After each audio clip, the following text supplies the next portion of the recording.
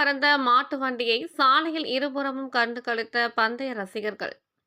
புதுக்கோட்டை மாவட்டம் அறந்தாங்கி அருகே உள்ள மணமேல்குடியில் செல்வம், மருதமுத்து ஆகியோர் நினைவாக 3ஆம் ஆண்டு மாட்டுவண்டி பந்தயம் நடைபெற்றது.